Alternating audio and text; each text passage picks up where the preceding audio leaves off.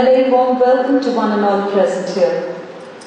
It is said that life is 10% of what happens to us and 90% of how. Palesha from Pune as our guest speaker this afternoon.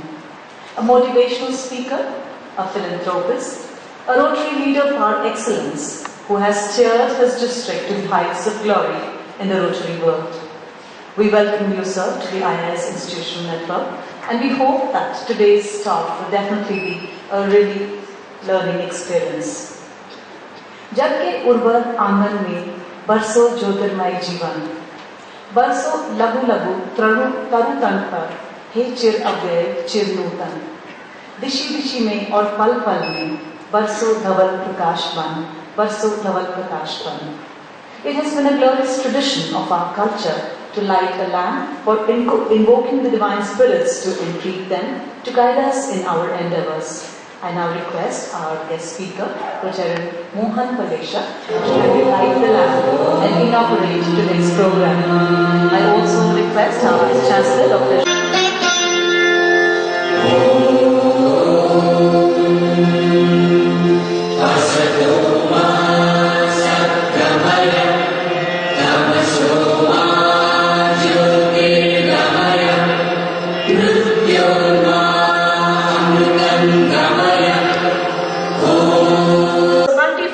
personality. A son of the soil, Mr. Palesha traces his roots right here in Rajasthan to Sirohi, the land of his forefathers. His son too is connected to Rajasthan, specifically to the lake city of Udaipur from his wife's side of the family. Having imbibed the credo, service above self, right from his childhood, Mr. Palesha is an exemplary member of the civil society. He is an impressive orator with excellent command over English, Hindi and Marathi. In addition to this, he also has an enviable flair for Shero-Shairi. Mr. Palesha graduated with a BE in metallurgy from Pune. In 1983, he entered the profession of stock brokering and is well known for his integrity and sound financial advice. He has also served in various other capacities on many professional and business bodies, including the Pune Stock Exchange Brokers Forum and Pune Stainless Steel Merchants Association. His oratorical skills are amply recognized, and he is regularly invited by other districts to deliver talks on the Rotary Foundation and especially on revisiting the purpose of being in Rotary. He also visits educational institutions for motivational talks on strategic leadership and effective communication. Besides the several hats that he dons with such ease and elan, Mr. Palesha is also a dedicated Rotarian. He is a charter member of Rotary Club Pune East and has shouldered various district assignments, eventually leading his district 3131 as the district governor in 2011-12. He has also held office as Rotary International President Representative for the year 2015-16 for District 3250. Mr. Palesha is the first Paul Harris Fellow and the first major donor from his club and continues to motivate the members to contribute substantially every year to the Rotary Foundation. A major donor, level 3 of TRF, he has also instituted an endowment for $25,000 in the memory of his late father. Continuing the good work in all avenues of humanitarian service, Mr. Palesha dreams of setting up a vocational training center for special children, thereby enabling them to earn their livelihood with dignity and be a part of the mainstream. A self-styled poet, Mr. Palesha writes both in English and Hindi on social issues, thus registering his presence in the literary world as well. So presenting before you, PDG Mohan Palesha. I request Honorable Vice Chancellor Dr. Ashok Gupta and Shri Palesha to kindly take their seats on the stage. Thank you.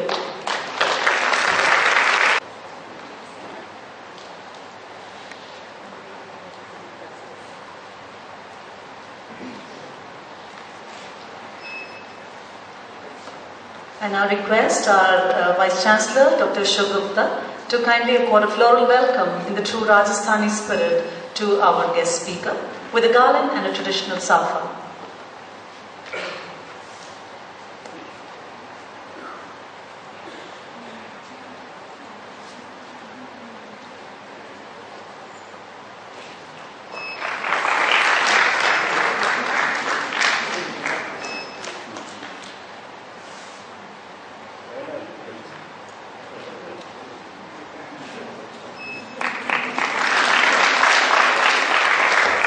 Thank you, sir.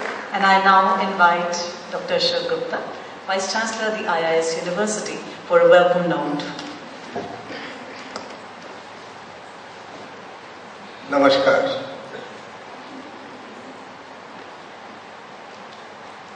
I don't have words but to express a big thank you to Mohan Palesha for having accepted my invitation and address the staff of the IIS network. He's a great leader, a passionate poet, a thinker, a philosopher, a good human being, friend, and above all, an epitome of service above self.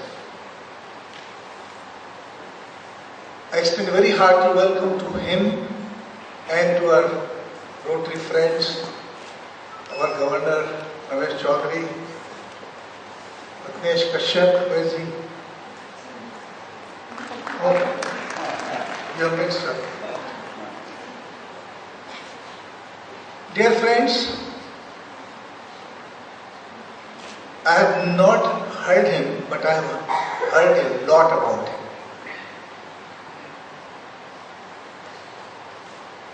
He does not think from the mind, he thinks from the heart. So whatever he is going to talk to us today would be the spontaneous overflow of whatever he has within his heart. So I will not come between you and Mohan Palesha. I have jotted down certain quotes that I could find, which I would like to read out to you, and you would be able to know what he writes, how he thinks. जिक्र मोहब्बत आजकल मैं करता नहीं हूँ यारो, सुना है बेवफाओं को भी हिचकी आने लगी. Once in life, do fall in love, not necessarily with a person, but with an idea, a dream, an ambition. More often, it will be a reason to wake up with a smile. खामोशी का असर गहरा होता है बातों से, ये बहुत कुछ कह देती हैं अपने अंदाज से. दीदार की तलब हो तो नजरें जमाए रखना गालिब, नकाब हो या नसीब सरकता जरूर है. तकदीर के खेल से निराश नहीं होते, जिंदगी में कभी मायूस नहीं होते. हाथों के लकीरों पर ज्यादा विश्वास मत करना, क्योंकि तकदीर तो उनकी भी होती है जिनके हाथ नहीं होते. तेरा दीदार, तेरी फिक्र, मुझसे प्यार की बातें, तकाजा यही दिल नादान का सुबह शाम होता है. अपनी मर्जी से भी दो चार कदम चलने दे ए जिंदगी, तेरे कहने पे तो बरसों चलेंगे. यूं किताबों के पन्नों की तरह पलट जाए जिंदगी तो क्या बात है. तमन्ना जो पूरी हो ख्वाबों में हकीकत बन जाए तो क्या बात है. कुछ लोग मतलब के लिए ढूंढते हैं मुझे, बिना मतलब कोई आए तो कोई बात है. कत्ल करके तो सब ले जाएंगे दिल मेरा, कोई बातों से ले जाए तो क्या बात है. जो शरीफों की शराफत में बात ना हो, एक शराबी कह जाए तो क्या बात है. जिंदा रहने तक तो खुशी दूंगा सबको, किसी को मेरी मौत पे खुशी मिल जाए तो क्या बात है. So I present before you Shri Mohan Palesha. He would speak in, I request him to speak in Hindi because he will be speaking from the heart. we don't understand Marathi, otherwise I would have requested him to speak in Marathi. But as I said, as Dr. Rakhi Gupta said, he has a command over many languages and he speaks from the heart.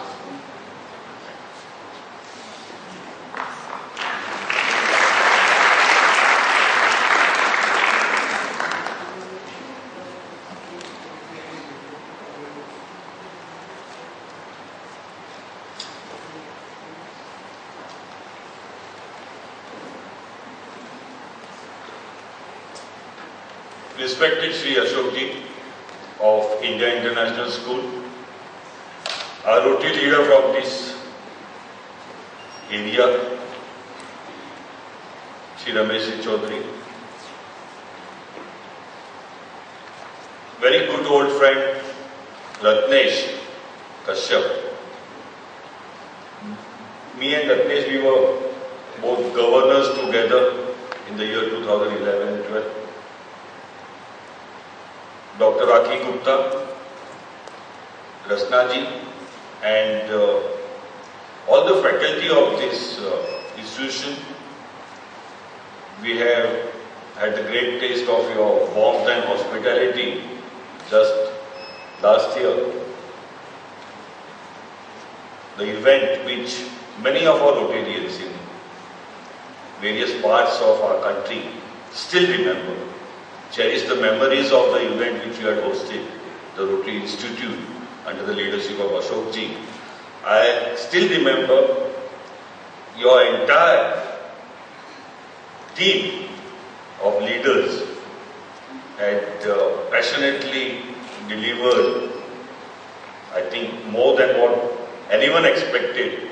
And I think we all should give a big round of applause for ourselves first for that particular event. Indeed, a rare pleasure to have an opportunity to share my views and thoughts with an audience which is passionately involved in the vocation of imparting knowledge.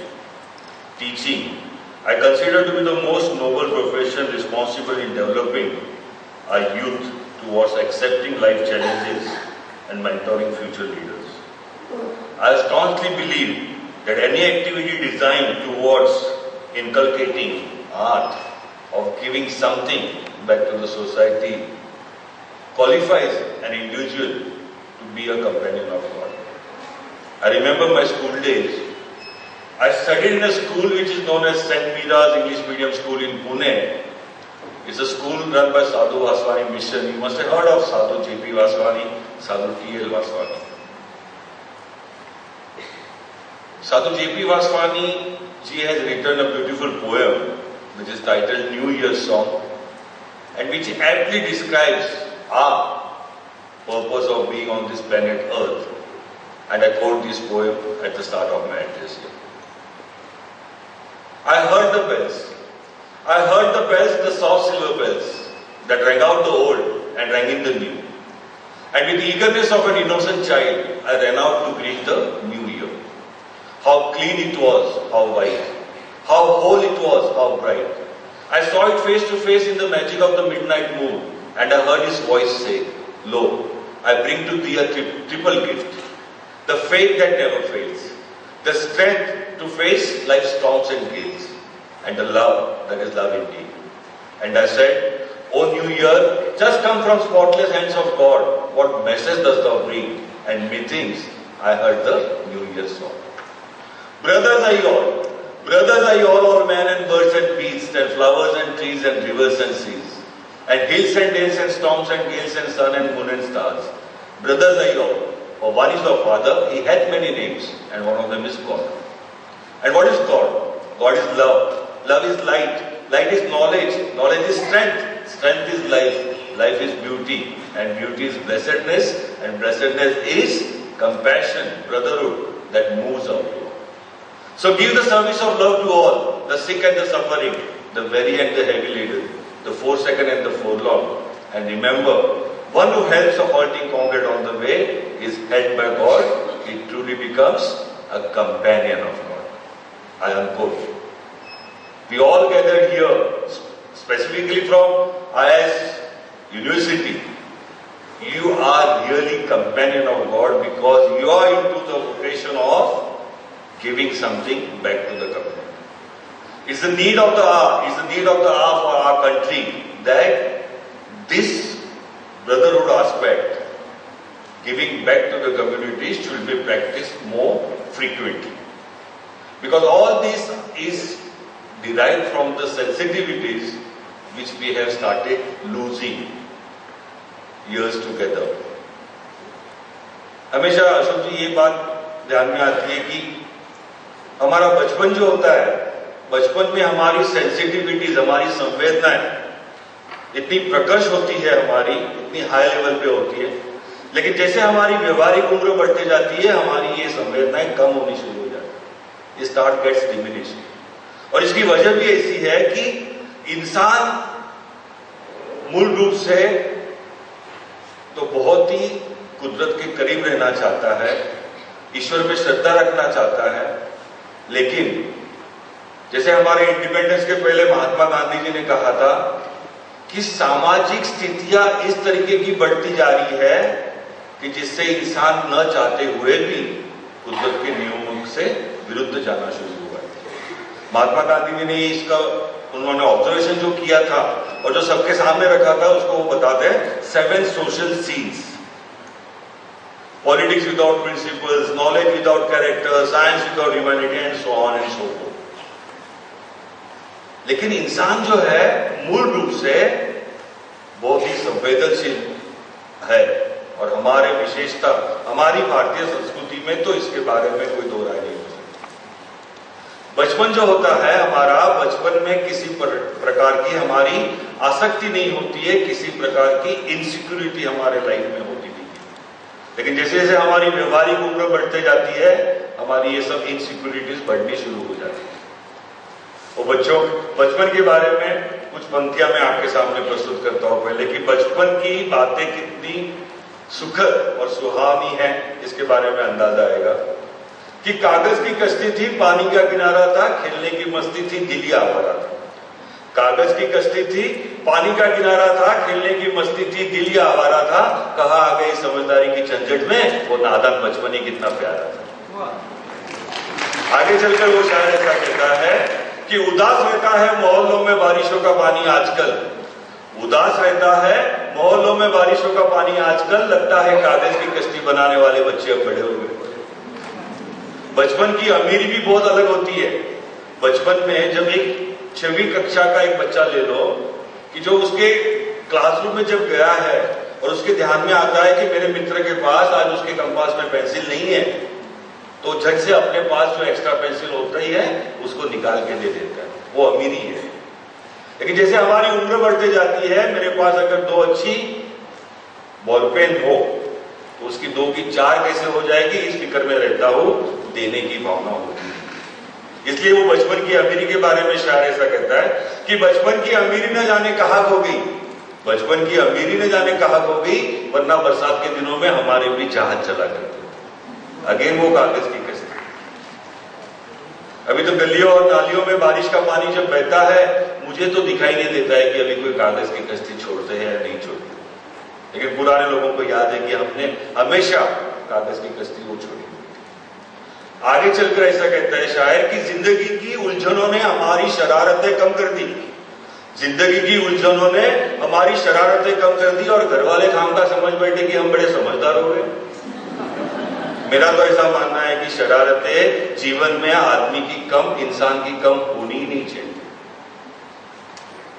ये कब होगा, जब हम सब सही जगह पे sensitivity से हम काम शुरू करेंगे। ये बहुत जरूरी। सेंसिटिविटीज के बारे में जब बात करता हूं, तब एक किस्सा पहले मैं आपसे शेयर करना चाहता हूं। दिवाली के समय की बात है। पटाखों का आकर्षण जो है, वो अमीर का बच्चा हो या गरीब का बच्चा हो, पटाखों का आकर्षण तो बच्चों को रहता ही है। बच्चों को आप कितनी भी रिश्वतें दे दीजिए, खिलौने लाकर दे दीजिए, बड़ी बड़ी बातें कर लीजिए बच्चों के साथ, लेकिन बच्चों का मन पटाखों की तरफ आकर्षित होता ही है। शहरों में तो अभी ऐसे बड़ा एक ग्राउंड लेते हैं और वहां पर पटाखों की दुकानें लगती है और माता पिता अपने बच्चों को साथ में लेके जाकर वहां पर पटाखे खरीदने के लिए चले जाते हैं। ये किस्सा ऐसा है कि उन दुकानों से दूर एक 15 मीटर की दूरी पर एक छोटा सा बच्चा खड़ा है, 8-10 साल का। उसके हाथ में चंद सिक्के हैं, वो सिक्कों की तरफ देखता है, गिनता है, हाथ बंद करता है, 2-3 बार ऐसा करता है और फिर उसके ध्यान में आता है कि इस महंगाई के जमाने में इन सिक्कों से वो शायद पटाखे खरीदी ना कर सके। और ये नजारा देखने वाले जो भाई साहब थे, उन्होंने ये पंक्तियां लिखी है जो मैं आपके सामने पेश करता हूं अभी, कि पटाखों की दुकान से दूर हाथों में कुछ सिक्के गिनते मैंने उसे देखा। पटाखों की दुकान से दूर हाथों में कुछ सिक्के गिनते मैंने उसे देखा। एक गरीब बच्चे की आंखों में मैंने दिवाली को मरते देखा। थी चाह उसे भी नए कपड़े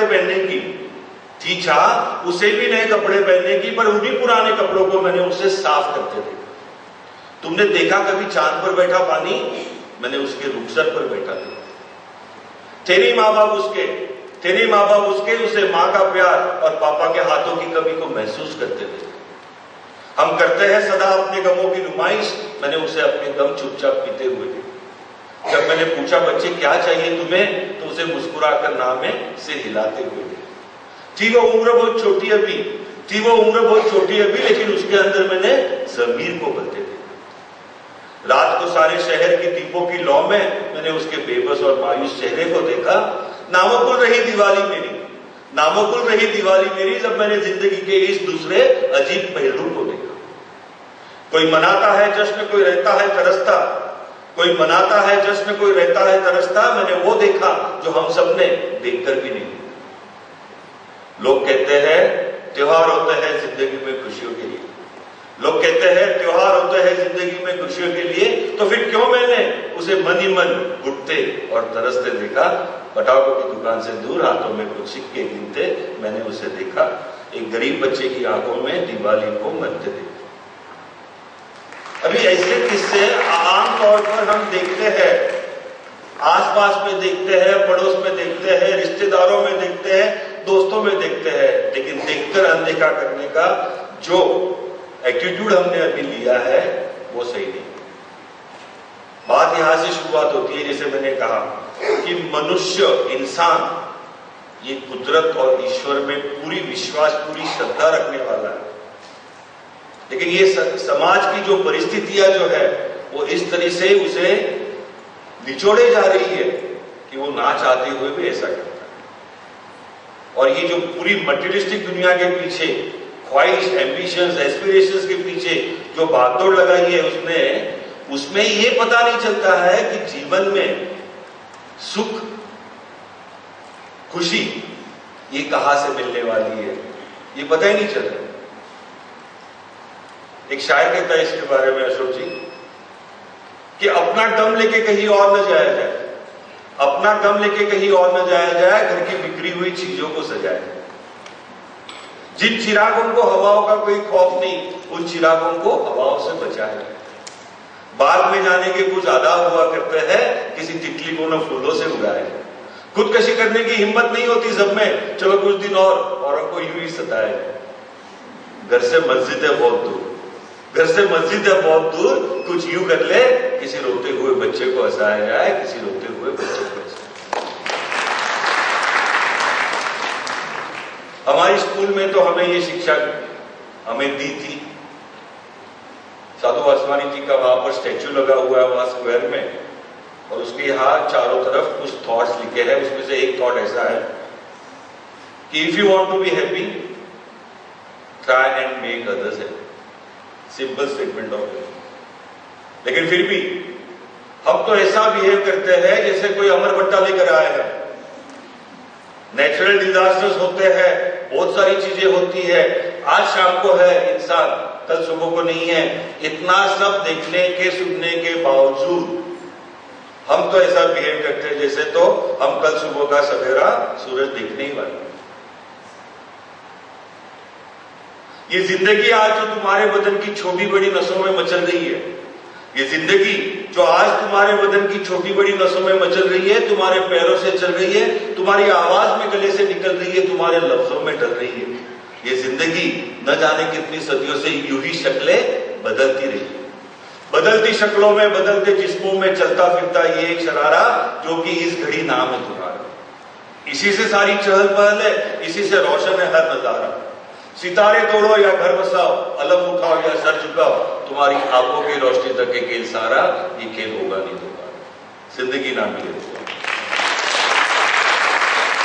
ये क्यों लोग भूलते हैं, ये क्यों लोग भूलते हैं, और ये बात क्यों नहीं समझ में आती है कि ये मटीरियलिस्टिक चीजें जमा करने से, इकट्ठा करने से इसमें ही खुशी मिलने वाली है, ये गलतफहमी क्यों नहीं निकलती है।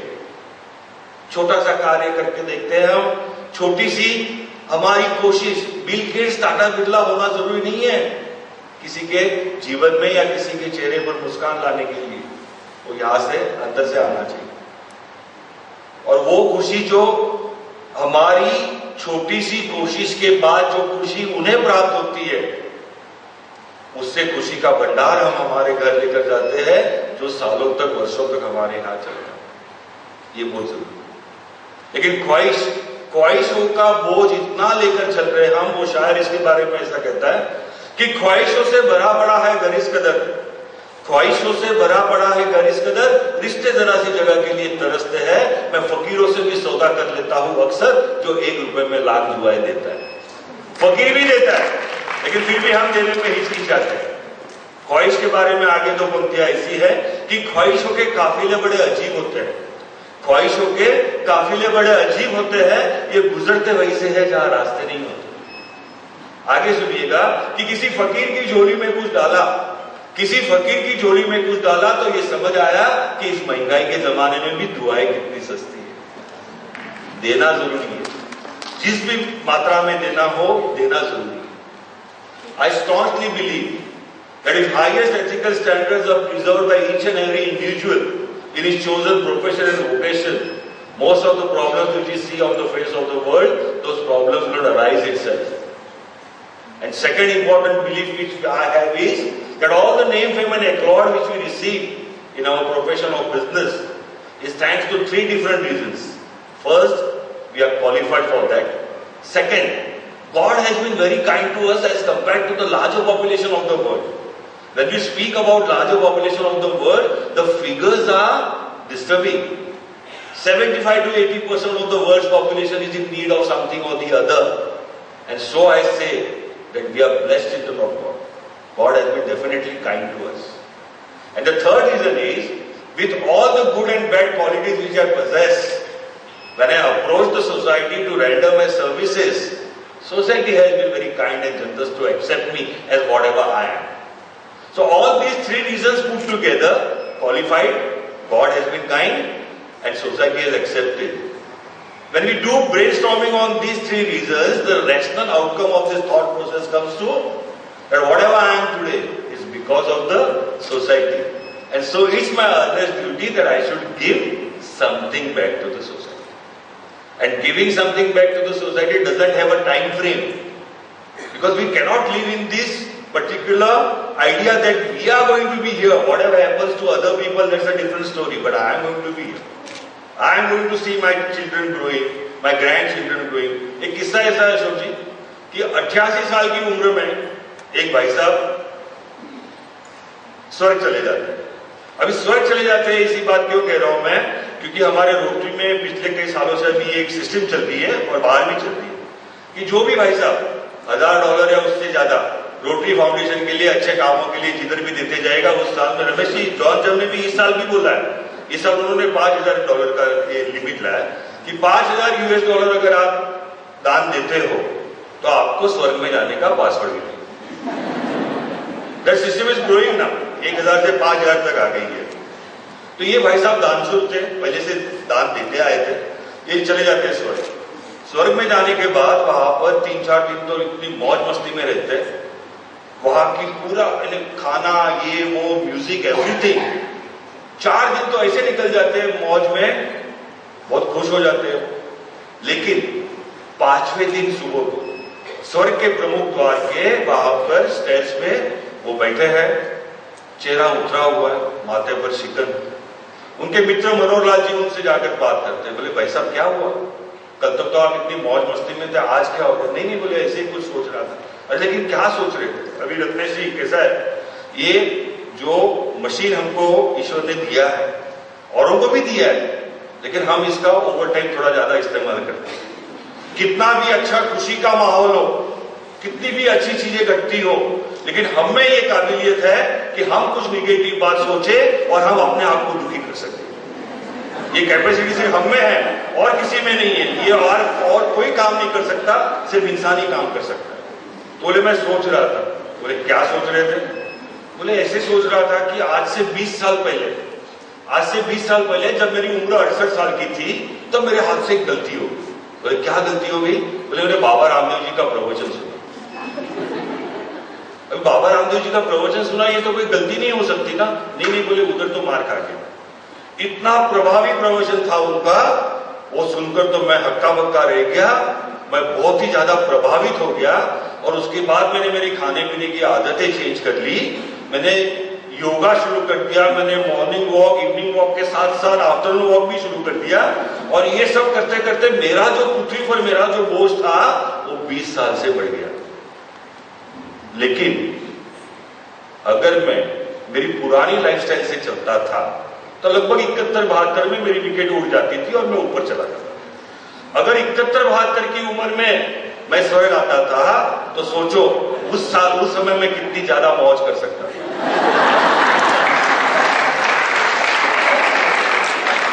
अभी 88 साल की उम्र में स्वर्ग में जाने के बाद भी आदमी अगर दुखी हो सकता है तो हम और आप क्या चीज है? वो 2 पंक्तियां कहता हूं इसके बारे में कि ऐसा कुछ कर दो कि खुशियां खुद रास्ता पूछे, ऐसा कुछ कर दो कि खुशियां खुद रास्ता पूछे। वैसे भी हमने गम को अपने घर का पता कहा है। पोस्टमैन जब आता है, address not found, envelope return back to the sender. हमें कोई दुखी करने की अगर कोशिश करे, वो envelope back to the sender बन सके तो हमारे हिस्से का भी थोड़ा दूर उसमें ऐड कर दीजिए और भेज दीजिए। भाई तू दुखी हो तो होना हो तो हो, हम तो दुखी होने वाले नहीं है, क्योंकि हमने आज सुबह को घर से निकलते समय ठान लिए कि हम दुखी नहीं होने वाले। और हम दुखी नहीं होने वाले, हम खुश रहने वाले हैं। इसके लिए हमारी कोशिश ये जरूर है कि हमने औरों को खुश करने की कोशिश करनी चाहिए। और उसके लिए जैसे मैंने पहले कहा, कोई टाइम फ्रेम होना जरूरी नहीं है, क्योंकि ये जीवन हमारा इतना अनिश्चित है। उसके बारे में 2 पंक्तियां सुनिएगा कि यहां कोई किसी को दिल नहीं देता, यहां कोई किसी को दिल नहीं देता, पेड़ भी सूखे पत्ते गिरा देता है। हम अच्छी तरह वाकिफ है दुनिया के रिवाजों से कि जब रुक जाए सांस तो कोई अपना ही आकर चला जाए। आगे कहता है कि दिए से न पूछो बाकी तेल कितना है, दिए से न पूछो बाकी तेल कितना है, सांसों से न पूछो बाकी खेल कितना है। पूछो उस कफन में सोए हुए इंसान को कि जिंदगी में गम और कफन में चैन कितना है। जिंदगी का गम, जिंदगी के गम के रिस्पॉन्सिबल कौन है? हम खुद स्वयं। मेरा तो ऐसा मानना है कि हम जीवन में कोई भी कार्य हम औरों के लिए नहीं करते, हम जो भी करते हैं हमारे खुद के लिए करते हैं। इससे कोई दो राय, किसी की दो राय हो तो अशोक जी की परमिशन लेकर आगे हम डिबेट भी करेंगे इस बात पर। हमारे जीवन में जो कुछ भी कार्य हम करते हैं, राखी जी बराबर, अब हमारे सुकून के लिए, हमारे सोल एनरिचमेंट के लिए हम करते हैं। और हमने हमारा शरीर जो है, शरीर को इतना हमने इंपॉर्टेंस देके रखा है आज की तारीख में कि चेतना की तरफ हमारा ध्यान ही नहीं। मैंने एक बहुत ही अच्छा आर्टिकल जो मैंने भगवान बुद्ध जी का जो है वो पढ़ा था, और मैं आपके सामने प्रस्तुत करता हूं यहाँ पर कि सौंदर्य जो है वो चेतना का होना चाहिए, शरीर का नहीं। और चेतना की सौंदर्य की तरफ किसी का ध्यान ही नहीं है। ये भगवान बुद्ध ऐसा कहते हैं कि हमारे शरीर में 32 कुरूपताएं गिनाई गई है।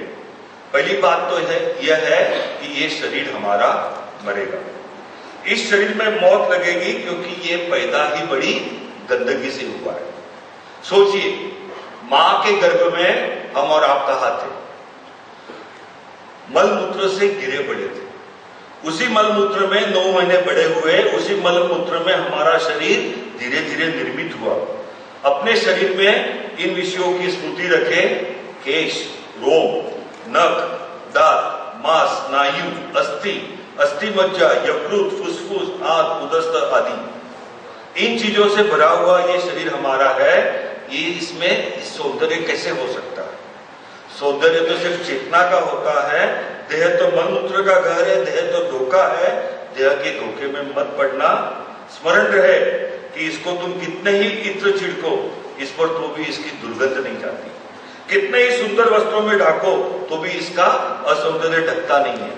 चाहे कितने भी सोने के आभूषण पहनो, हीरे जवाहरात सजाओ, तो भी तुम्हारे भीतर की मांस मज्जा वैसी की वैसी है। जिस दिन चेतना का पक्षी उड़ जाएगा, तुम्हारे देह को 2 पैसे में खरीदने कोई नहीं आएगा। जल्दी से लोग ले जाएंगे, मरघट पर जलाएंगे। घड़ी 2 घड़ी अगर रुक जाएंगे तो देह से बदबू आनी शुरू हो जाएगी। ये तो देह ऐसा है कि रोज नहाओ, धो, साफ करो, तब किसी तरह हम बदबू को छिपा पाते हैं। लेकिन बदबू बह रही है क्योंकि शरीर तो कुरूप है। सौंदर्य तो चेतना का होता है और सौंदर्य चेतना को जानना ही ध्यान का मार्ग है। शरीर के सौंदर्य का ध्यान करना ही मत कभी, नहीं तो शरीर का असौंदर्य पता चलेगा। तुम्हें पता चलेगा यही शरीर में सब कुछ तो भरा है, इसमें और कुछ नहीं है। कभी जाकर अस्पताल में टंगे अस्थि पंजर को देखा ना, कभी जाकर किसी मुर्दे का पोस्टमार्टम होता हो तो जरूर देखना, देखने योग्य है। इसमें थोड़ी स्मृति आएगी कि तुम्हारी हालत क्या है। किसी मुर्दे का कटा हुआ पेट देख लेना तो तुम्हें समझ आएगा कि कितना मलमूत्र से भरे हुए हम चल रहे हैं। यह हमारी शरीर की स्थिति है। बुद्ध भगवान आगे कहते हैं कि इस स्थिति का बोध रखिए। यह बोध रहे तो धीरे धीरे शरीर से तादात्म्य टूट जाएगा और तुम उसकी तलाश में लग जाते हो जो शरीर के भीतर है। शरीर के भीतर जो है उसके तलाश में लगना जरूरी है, क्योंकि वो ही परम सुंदर है। उसे सुंदर करना नहीं होता, उसे जानते ही सौंदर्य की वर्षा होती है। और शरीर को सुंदर करना पड़ता है क्योंकि शरीर सुंदर नहीं है। अब ये शरीर सुंदर नहीं है। ये शरीर, जैसे 1-2 पंक्तियां इसमें मुझे याद आ रही है कि किनारे पर बहती लाश को देखकर ये समझ आया, किनारे पर बहती लाश को देखकर ये समझ आया कि बोझ शरीर का नहीं, सांसों का है। जिस शरीर का कोई मतलब ही नहीं है, वो आगे 2 पंक्तियां और मैं कहूंगा कि कब्रिस्तान की मिट्टी हाथ में लेकर सोच रहा हूं, कब्रिस्तान की मिट्टी हाथ में लेकर सोच रहा हूं कि लोग जब मरते हैं तो गुरूर कहा जाता है, बादशाह तो वक्त होता है, लेकिन इंसान किस बात पर गुरूर करता है? क्योंकि ये शरीर जो है, शरीर तो नष्ट होने वाला है, शरीर मिट्टी में हमारा जाने वाला है, उसके बारे में कोई दो राय नहीं हो सकती है। जन्म लिया है तो सिर्फ सांसें मत लीजिए। जन्म लिया है तो सिर्फ सांसें मत लीजिए, जीने का शौक भी रखिए। श्मशान ऐसे लोगों की राख से भरा पड़ा हुआ है। श्मशान ऐसे लोगों की राख से भरा पड़ा हुआ है जो समझते थे कि उनके बिना दुनिया नहीं चल सकती। शरीर साथ में हम लेकर ही नहीं जा सकते ना। और इसलिए हमारे जीवन काल में जो भी हमारे पास क्षण है, लोग कहते हैं कि हम ये काम अब करेंगे। पहले कैसे था अशोक जी? बच्चे बड़े होने, बच्चों ने सेटल होना, बिजनेस संभालना, यहां तक रुकते थे। अभी पोते पोती सेटल होना तब तक रुकते हैं लोग। ये बोले उनका एक बार सेटल हो जाए तो फिर मैंने आगे जो करना है वो करेंगे। और इस विश्वास के साथ करते हैं लोग कि जैसे उन्हें अमर पट्टा ही लेकर आया, वो रहने ही वाले ही आप। ये तो होता नहीं ना ऐसे, लेकिन ये बहुत जरूरी है। क्योंकि जीवन के बारे में ऐसा है ना कि जिंदगी से जो लम्हा मिले उसे चुरा लो, जिंदगी से जो लम्हा मिले उसे चुरा लो, जिंदगी अपनी प्यार से सजा लो। जिंदगी यूं ही गुजर जाएगी आराम से, कभी खुद हंसो, कभी रोते हुए को हंसाओ। तो उसके बारे में जैसे मैंने कहा अमर पट्टे के बारे में कि कल फुर्सत न मिली तो क्या करोगे, कल फुर्सत न मिली तो क्या करोगे, इतनी मोहलत न मिली तो क्या करोगे, कल फुर्सत न मिली तो क्या करोगे, इतनी मोहलत न मिली तो क्या करोगे, रोज कहते हो कल करेंगे कल करेंगे, अरे कल हमारी आंख न खुली तो क्या करोगे, किसके भरोसे हम कल करेंगे कहते रहोगे। तो ये मैं जो बात मैंने जहां से शुरुआत की थी उसी बात पर मैं आता हूं। मैं यहां कोई प्रॉब्लम डिस्कस नहीं करना चाहता हूं, लेकिन मैं जो महानुभावों के साथ मैं जो जुड़ा हुआ हूं पिछले कई सालों से, हर जगह पर जब जाता हूं तो कुछ नई नई चीज लेकर आता हूं, क्योंकि ज्ञान का भंडार जो है ये सब जगह पे है, और उसके साथ हमारी संवेदनाएं जो है, मेरा ऐसा मानना है कि हर इंसान की उसकी जो हार्ट बीट से हमारी हार्ट नाम की, इसमें कोई वायरस अगर नहीं आया हो, अगर ये हार्ट बीट हमारी करप्ट नहीं हुई हो, तो उचित संवेदना के साथ अगर मनुष्य रहे, इंसान रहे, तो हमारी दुनिया के सभी प्रॉब्लम्स, सभी इश्यूज हम सेटल कर सकते हैं, ये विश्वास है। क्योंकि हर किसी ने जो भी ये करके देखा है तो वो खुश हुआ है, आनंदित हुआ है, क्योंकि औरों को खुश करने के लिए जो संवेदना चाहिए वो पनपनी बहुत जरूरी है। और ये दौर आ रहा है अभी, जैसे आप अभी टीचिंग प्रोफेशन वोकेशन में हो, आपने बच्चों को पढ़ाते समय आपने ये बात भी गौर करनी जरूरी है कि जैसे कैरेक्टर बिल्डिंग भी बच्चों का होना बहुत जरूरी हो जाता है। मैं कुछ वो 7 सोशल सीन्स के बारे में जब बता रहा था, थोड़ा विस्तार से बताना शुरू करूंगा मैं अभी। गांधी जी ने जो वजह दी थी कि why people are so insensitive to it, because of these 7 reasons. Politics without principles, यानी तत्वहीन राजनीति। अभी हमने 15 अगस्त को पूरा समारोह हमने मनाया, इतने साल हो गए आजादी मिलकर, लेकिन अगर सही लोगों के हाथ में राजनीति अगर होती तो आज जितने भी चैलेंजेस हमको दिखते हैं, ये चैलेंजेस खड़े नहीं होते। Second reason what is stated is knowledge without character. हम technocrats, engineers, doctors, highly qualified individuals बनाते हैं, डिजिंग हाइट्स ऑफ एजुकेशन पे वो चढ़ते हैं, बच्चे जाते हैं, लेकिन एक अच्छा कंपैशनेट ह्यूमन बीइंग बनाने में हम कितनी एनर्जी लगाते हैं, ये क्वेश्चन बहुत important. Third reason science without humanity, इंसानियत से परे विज्ञान। साइंस विदाउट ह्यूमैनिटी जब हम कहते हैं, पिछले 3-4 दशकों का अगर आप देख लें तो इतने हमने प्रोग्रेस की है साइंस में, इतने इनोवेशंस किए, सब चीजें की है, लेकिन जो अमीर और गरीब के बीच का जो फासला है वो मिटाने में हम सक्सेसफुल हुए नहीं है।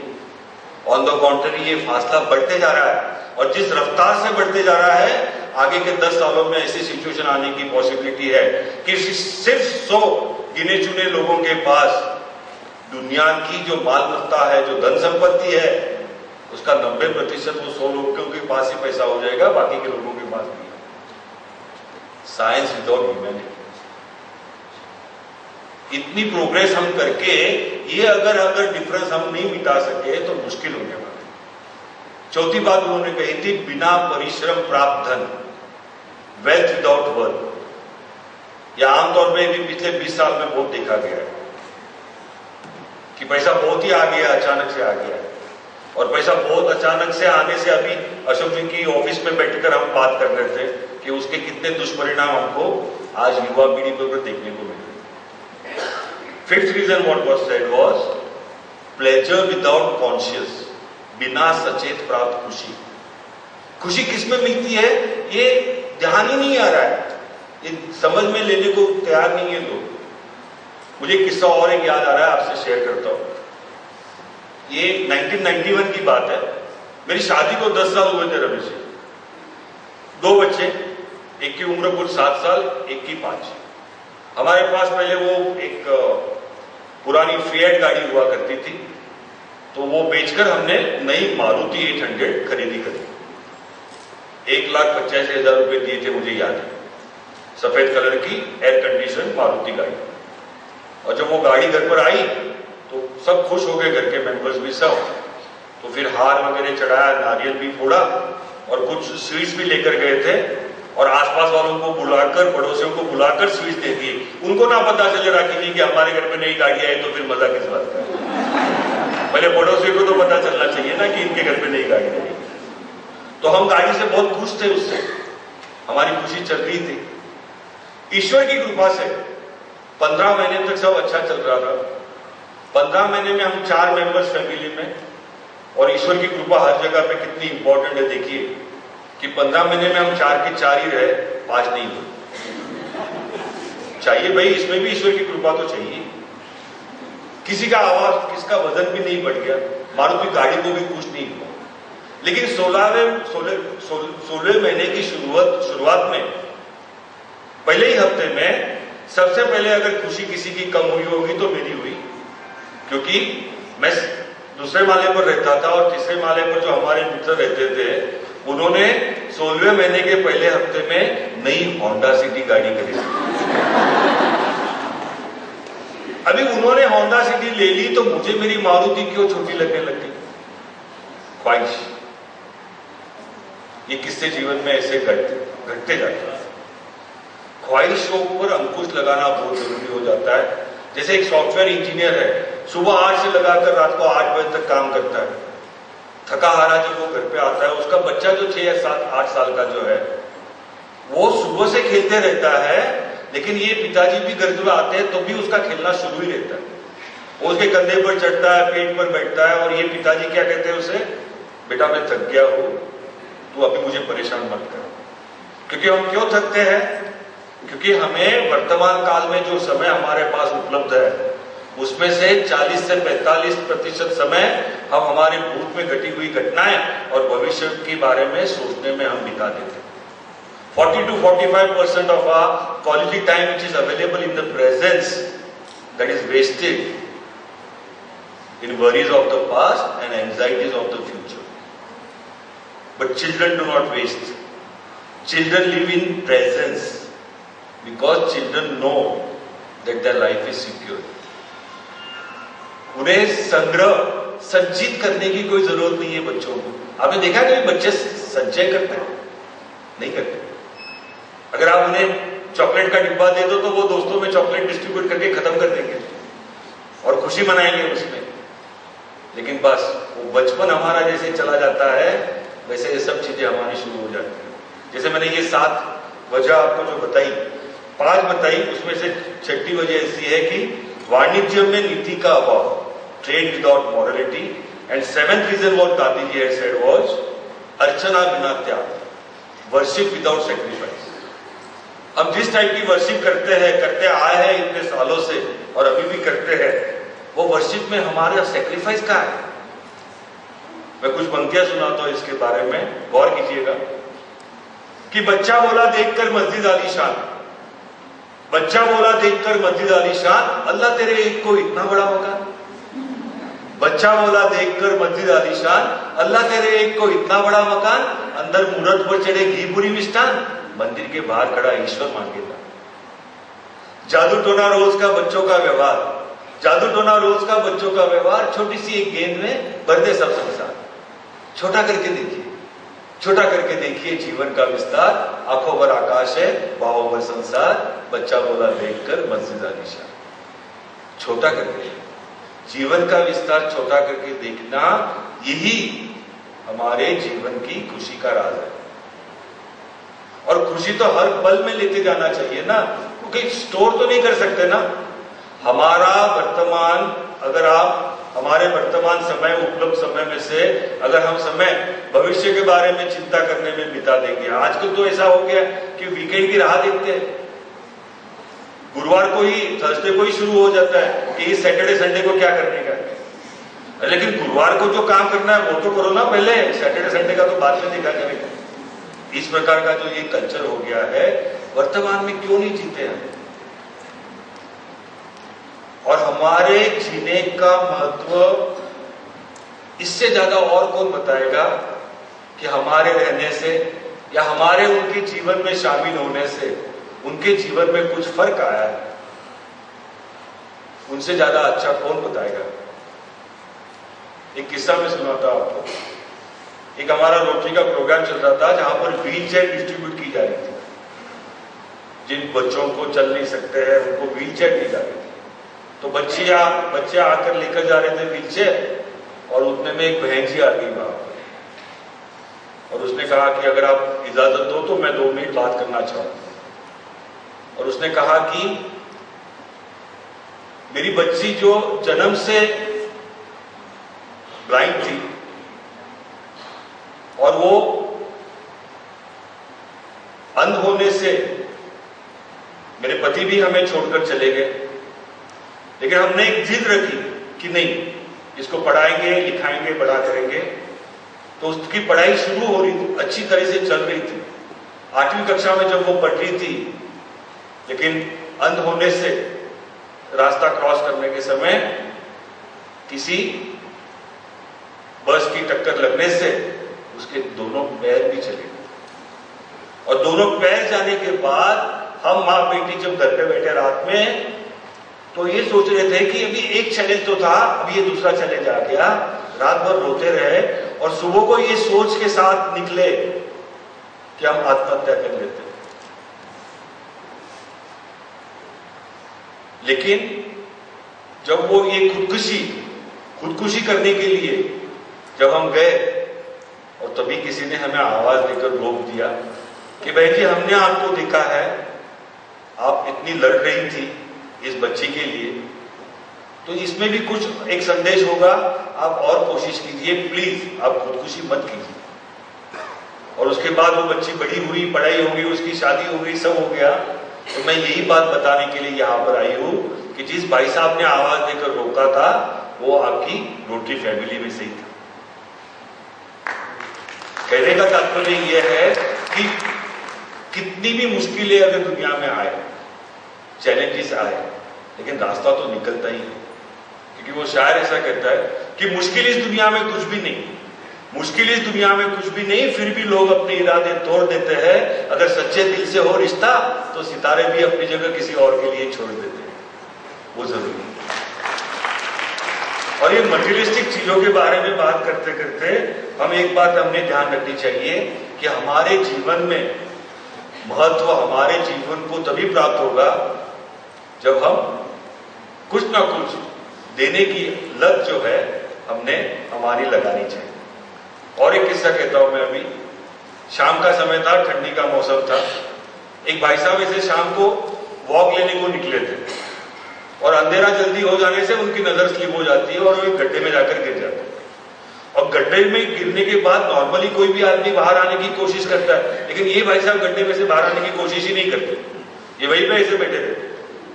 तो आने जाने वाले दूसरे जो मुसाफिर रहते हैं वो उनको पूछते कि भाई साहब आप गड्ढे में से बाहर निकलने की कोशिश तो कीजिए। तो ही डजंट रिएक्ट। फिर भी लोग बोलते हैं अरे देखिए वो जो बड़ा पत्थर दिख रहा है आपको, उसको एक तरफ ले लीजिए, उसके ऊपर छोटा पत्थर रखिए, छोटे पत्थर के ऊपर आप खड़े हो जाइए, आपका हाथ दीजिए, हम गड्ढे में से आपको निकाल लेते हैं बाहर। No reaction. 2 लोग कहते हैं, 3 लोग कहते हैं, फिर भी कोई रिएक्शन देते नहीं। और तभी उसी समय हमारे रत्नेश भाई भी उस रास्ते से गुजरते रहते हैं शाम को वॉक लेने के। रत्नेश भाई भी रोटेरियन इतने साल से रोटरी में है, ये सब बातें समझते हैं। रत्नेश भाई भी रुक जाते हैं वहां पर, देखते हैं। एक ही नजर में उनके ध्यान में आ जाता है कि जो बंदा वहां पर गड्ढे में पड़ा हुआ है उसको एटीट्यूड का प्रॉब्लम। हर आदमी की स्वभाव विशेषताएं होती है, तो इनको ध्यान में आ जाता है कि इसको एटीट्यूड प्रॉब्लम है, इसलिए ये बाहर नहीं आ रहा है। तो एटीट्यूड के विषय में 2 पंक्तियां ऐसी है कि सोच को बदलो सितारे बदल जाएंगे, सोच को बदलो सितारे बदल जाएंगे, नजर को बदलो नजारे बदल जाएंगे। क्यों बार बार कश्तियां बदलते हो? जैसे कहा ना मारुति, होंडा सिटी, आगे आगे वो कश्तियां। सोच को बदलो सितारे बदल जाएंगे, नजर को बदलो नजारे बदल जाएंगे। क्यों बार बार कश्तियां बदलते हो? दिशाओं को बदलो किनारे बदल जाएंगे। ये दिशा जीवन में जिस तरफ हमने जाना है, हमें खुशी प्राप्त करनी है, खुशी हासिल करनी है, तो हमने बेंगलोर की तरफ खुशी मिलती हो तो गाड़ी बेंगलोर की तरफ चलानी चाहिए ना, दिल्ली की तरफ चला के तो खुशी मिलने वाली नहीं। ये भ्रम क्यों नहीं निकलता है दिमाग में? ये बात वो भाई जो है गड्ढे में जो पड़ा हुआ है उसको लाइफ में कभी देना क्या होता है इसके बारे में कुछ मालूम नहीं होता। जब लोग उसके पास से उसका हाथ मांगते हैं, लोग क्या कहते हैं, पत्थर पे आप खड़े हो जाइए, आपका हाथ दीजिए, हम आपको खींच के निकालते हैं। उसको देना ये मालूम ही नहीं होता कि कोई कुछ अगर मांगता है तो इसमें उस सामने वाले का कुछ तो भी स्वार्थ है, कुछ हेतु है, इसलिए सामने वाला मांग रहा है। उसे ये ध्यान में नहीं आता कि उसके जीवन के कर्मकांड के गड्ढे में से बाहर निकालने के लिए उसका हाथ मांग रहे हैं। लेकिन जिन हाथों को देने की लत नहीं है वो हाथ देगा कैसे आदमी, वो हाथ देता ही नहीं है। और रत्नेश भाई को ये बात ध्यान में आती है। रत्नेश भाई कहते हैं उसको सेम इंस्ट्रक्शंस, बड़ा पत्थर ले लो, एक तरफ रख लो, उसके ऊपर छोटा पत्थर रखो, छोटे पत्थर के ऊपर आप खड़े हो जाओ, and now there is a twist in the tale. Fourth instruction सबने पहले बोला होता है कि आपका हाथ दीजिए, हम आपको खींच के निकालते हैं। रत्नेश जी उसको कहते हैं ये मेरा हाथ ले लो। जैसे मेरा हाथ ले लो कहता है, वो गड्ढे में का आदमी इनका हाथ पकड़ लेता है, छलांग लगाकर गड्ढे में से बाहर आता है। मॉरल ऑफ द स्टोरी ऐसा है, उसके हाथों को देने की लत होती नहीं है, लेकिन जिनके हाथों को देने की लत होती है वही समझ सकते हैं कि इसका प्रॉब्लम क्या है, वही उसको गड्ढे में से निकाल सकते हैं। तो ये हाथों को लत होनी बहुत जरूरी है देने की। ज्ञान दीजिए, शिक्षा दीजिए, किसी के चेहरे पे मुस्कान दीजिए, ये बहुत जरूरी है। क्योंकि ये हमारा सफर जो है, ये जीवन का सफर तो सबके लिए कठिन ही है। दो पंक्तियां शायरी की कहता हूं इसके बारे में, ये सफर के बारे में, कि सफर में धूप तो होगी, सफर में धूप तो होगी, जो चल सको तो चलो, सभी है भीड़ में, तुम भी निकल सको तो चलो। सफर में धूप तो होगी, जो चल सको तो चलो, सभी है भीड़ में, तुम भी निकल सको तो चलो। यहां कोई किसी को रास्ता नहीं देता, यहां कोई किसी को रास्ता नहीं देता, मुझे गिरा के तुम भी संभल सको तो चलो। हर एक सफर को है महफूज रास्तों की तलाश, हर एक सफर को है महफूज रास्तों की तलाश, हिफाजतों की रिवायतें बदल सको तो चलो। यही है जिंदगी, कुछ ख्वाब चंद उम्मीदें, इन्हीं खिलौनों से तुम भी बदल सको तो चलो। किसी के वास्ते राहें कहां बदलती है, किसी के वास्ते राहें कहां बदलती है, तुम भी अपने आप को खुद ही बदल सको तो चलो। सफर में धूप तो होगी, जो चल सको तो चलो, सभी है भीड़ में, तुम भी निकल सको। ये बोल अशोक जी, आपकी परमिशन लेकर मैं और दो पंक्तियां कहने वाला हूं। पहले ही मैं नहीं, दो पंक्तियां ऐसी कहने वाला हूं जो हमारी यूनिवर्सिटी के सिलेबस में शायद वो फिट ना बैठे, लेकिन मैं वो पंक्तियां अभी आपकी परमिशन लेकर कहने वाला हूं कि धूप में निकलो, घटाओं में नहाकर देखो। राखी जी, आपको भी पहले प्रणाम कर लेता हूं कि धूप में निकलो, घटाओं में नहाकर देखो, जिंदगी क्या है किताबों को हटाकर देखो। धूप में निकलो, तालियां और भी जोरों से बजी तो कोई दिक्कत नहीं है, क्योंकि परमिशन मिल गई है। धूप में निकलो, घटाओं में नहाकर देखो, जिंदगी क्या है किताबों को हटाकर देखो। सिर्फ आंखों से ही दुनिया देखी नहीं जाती, सिर्फ आंखों से ही दुनिया देखी नहीं जाती, कभी दिल की धड़कन को भी ज्योति बनाकर। पत्थरों के भी दिल होते हैं, दिमाग होते हैं, पत्थरों के भी दिल होते हैं, दिमाग होते हैं, कभी घरों के दरों दीवार सजा कर देखो, वो सितारा है चमकने दो यूं ही आंखों में, क्या जरूरी है उसे जिस्म बनाकर देखो। फासला नजरों का धोखा भी हो सकता है, फासला नजरों का धोखा भी हो सकता है, चांद जब चमके जरा हाथ बढ़ाकर देखो, कभी दिल की धड़कन को भी ज्योति बनाकर। बहुत आगे की पंक्तियां सुनिए कि आरज़ुओं के ख्वाब क्या देंगे, आरज़ुओं के ख्वाब क्या देंगे, खूबसूरत शराब क्या देंगे, शराब यानी धोखा। आरज़ुओं के ख्वाब क्या देंगे, खूबसूरत शराब क्या देंगे, जवानी में तो कुछ किया नहीं, हश्र के दिन हिसाब क्या देंगे, ऊपर जाकर हिसाब तो देना पड़ेगा। आरज़ुओं के ख्वाब क्या देंगे, खूबसूरत शराब क्या देंगे, जवानी में तो कुछ किया नहीं, हश्र के दिन हिसाब क्या देंगे। जीने वाले आप और हम तो खैर बेबस है, मरने वाले ऊपर जाकर जवाब क्या देंगे। जवाब देना है, ये ध्यान में रखना बहुत जरूरी है। जवाब बहुत जरूरी है, जवाब हमने परमात्मा को देना है, हमारी आत्मा को देना है, क्योंकि ये जिंदगी ना मिले तो ये हमारा पिछले जन्मों का कर्म है, हमारे परिवार के लोगों का जो अच्छे कर्म जो है, इन सब बातों से हमें जो आज ये जीवन हमें मिला है उसे सार्थक करना, उसे सही ढंग में हमने जीना, ये हमारा फर्ज बनता है। क्योंकि जीवन में अगर हम कुछ कर जाए जिससे हमें याद करे कोई, तो ही जीवन हमारा सक्सेसफुली हमने जिया है, इसका मतलब ये सब होता है। एक बहुत ही अच्छे कवि है जिनका नाम है माइकल जोसेफसन, और उनकी बहुत ही सुंदर कविता है अशोक जी, और इस कविता का शीर्षक है व्हाट विल मैटर। ये कविता मैं आपके सामने प्रस्तुत करना चाहता हूं, and I quote, ready or not, someday it will come to an end. Ready or not, someday it will come to an end. There will be no more sunrises, no minutes, hours or days. All the things you collected, whether treasured or forgotten, will pass to someone else. Your wealth, fame and temporal power will shrivel to irrelevance. It won't matter what you own and what you were owed. Your grudges, resentments, frustrations and jealousies will finally disappear. The wins and losses that seem so important will also fade away. It won't matter. It won't matter where you came from and what side of the tracks you lived on at the end. It won't matter whether you were brilliant or beautiful. Even your gender and skin color will be irrelevant. So what will matter? So what will matter and how will the values of your days be measured? What will matter is not what you bought, but what you built. What will matter is not what you learned, but what you taught. What will matter is not what you got, but what you gave.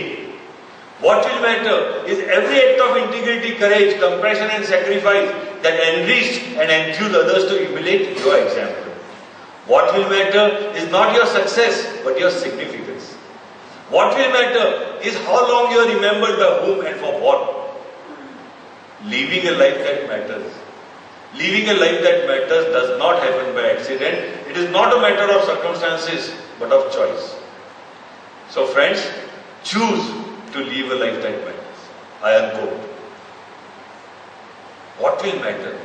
जीवन में हम क्या साथ में लेकर जाने वाले हैं, इसके बारे में जितना हम सोचे उतना सोचना बहुत जरूरी है। क्योंकि हम आजकल जो है यहाँ पर जो है हमारे जीवन में जिस प्रकार का हम बदलाव पिछले ये 2-3 दशकों में हम देखते आ रहे हैं, उसके बारे में 2 पंक्तियां मैं सुनाता हूं कि बड़े अजीब से मिले हैं आजकल इस दुनिया के, बड़े अजीब से मिले हैं आजकल इस दुनिया के, दिखती तो भीड़ है पर चलते सब अकेले, दिखती तो भीड़ है पर चलते सब अकेले। आई मी माई सेल्फ में जिस प्रकार का जीवन हम व्यतीत कर रहे हैं, इसमें सही खुशी नहीं है। आगे शायर ऐसा कहता है कि तू छोड़ दे कोशिशें इंसानों को समझने की, तू छोड़ दे कोशिशें इंसानों को समझने की, यहां जरूरतों के हिसाब से सब नकाब बदलते। यहां हर किसी को दरारों में झांकने की आदत है, यहां हर किसी को दरारों में झांकने की आदत है। दरवाजा खोल दो, कोई पूछने भी नहीं आएगा। तेरे पास भी कम नहीं, मेरे पास भी कम नहीं, तेरे पास भी कम नहीं, मेरे पास भी कम नहीं। ये परेशानियां आजकल फुर्सत में बहुत है। मैंने जैसे पहले कहा, ये परेशानियां बढ़ाने का जिम्मा किसका है? हम ही बढ़ा रहे परेशानी। कुछ इस तरह से सौदा किया मुझसे वक्त ने, कुछ इस तरह से सौदा किया मुझसे वक्त ने कि तजुर्बा देकर वो मेरी मासूमियत ली। मेरा ये कहना है कि मासूमियत, हमारी संवेदना जो है वो बरकरार अगर हम रखें जीवन में, हर व्यक्ति ये मासूमियत अगर बरकरार रखे, तो कितनी भी चैलेंजिंग सिचुएशंस हो उसमें से भी हम रास्ता निकाल के हम बाहर आ सकते हैं। जो फकीरी मिजाज रखते हैं, जो फकीरी मिजाज रखते हैं, वो अपनी ठोकर पे ताज रखते हैं। जिनकी कल पर हो नजर, वो अपने आज को अपनी मुट्ठी में रखते हैं। अपना आज अपनी मुट्ठी में रखना बहुत जरूरी है। मौत से बचने का सबसे शानदार तरीका यह है, मौत से बचने का सबसे शानदार तरीका यह है कि दूसरों के दिलों में जिंदा रहना सीखें। ये बहुत जरूरी है। रफ्तार कुछ इस तरह तेज है जिंदगी की, रफ्तार कुछ इस तरह तेज है जिंदगी की कि सुबह का दर्द शाम को पुराना हो जाता है। तो ये दर्द जो है, ये दर्द समझना जरूरी है। हम किसी का दर्द अगर कम कर सके तो वो बहुत जरूरी है। हमारे जीवन काल में ही हमने ये सब चीजें करनी चाहिए, क्योंकि इसके बाद हमें फिर से ये जीवन तो मिलेगा नहीं मिलेगा इसके बारे में हम कुछ नहीं कह सकते हैं। रिश्ते नाते हमने निभाने चाहिए, हमने अच्छी दोस्ती भी निभानी चाहिए। और अंत में 2 पंक्तियां मैं दोस्ती के बारे में कहकर रुक जाता हूं यहाँ पर, कि रिश्ता किसी से कुछ यूं निभा लो, कि रिश्ता किसी से कुछ यूं निभा लो कि उनके दिल के सारे गम चुरा लो। रिश्ता किसी ने कुछ यूं निभा लो कि उनके दिल के सारे गम चुरा लो। इतना असर छोड़ दो किसी पर अपना कि हर कोई कहे भाई हमें अपना दोस्त बना। Thank you.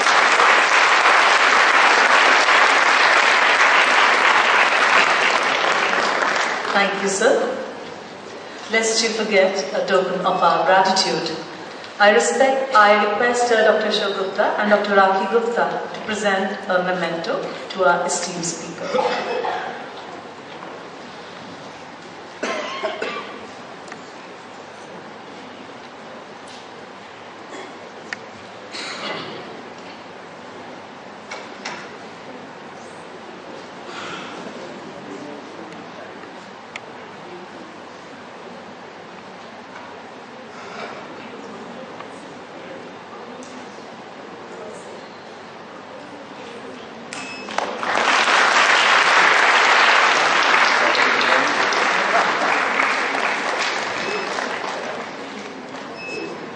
Thank you, sir. Thank you, ma'am. And I'll invite Dr. Rupa Mathur, Dean Academics, to propose a vote of thanks. Thank you, Sharad. Shri Mohan Palesh, guest speaker for today. Dr. Ashok Gupta, Honorable Vice Chancellor, the IIS University, dignitaries in the audience, colleagues, ladies and gentlemen. As this interesting session comes to a close, I have the honor and privilege to propose a formal vote of thanks. I begin by extending our heartiest thanks to the guest speaker of the event, Shri Palesh, for his benign presence and words of motivation and wisdom. We are indeed grateful to you, sir, for sparing time out of your busy schedule and flying all the way from Pune to address the staff of the IIS fraternity.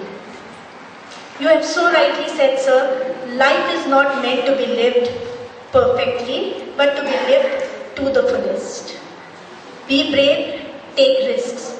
We don't have to have it all figured out to move forward. For each day brings new opportunities, allowing us to live with love and empathy, to be there for others, to bring a little light in someone's day. Most of all, to enjoy every moment of the journey and appreciate where we are at the moment, instead of always focusing on how far we have to go. So smile, marvel, hope, wish, believe, क्योंकि जिंदगी ना मिले दोबारा. Your stimulating thoughts and impressive articulation, sir, have managed to influence and inspire each one of us. Your presence here has not only added grace to the occasion, but has also boosted our morale tremendously. An event of this magnitude and stature would not have been possible without the unstinted support and ready help from all the members of the IIS family. I thank them for their contribution towards making this event a reality.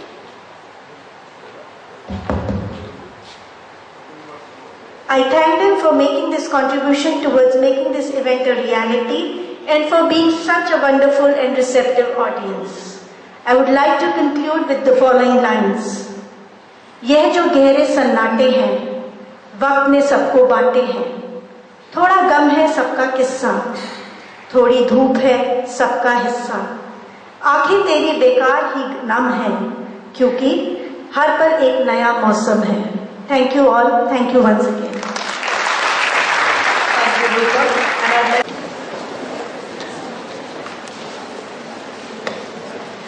all the faculty members are cordially invited for a cup of tea and refreshments. Thank you. In the hostel mess.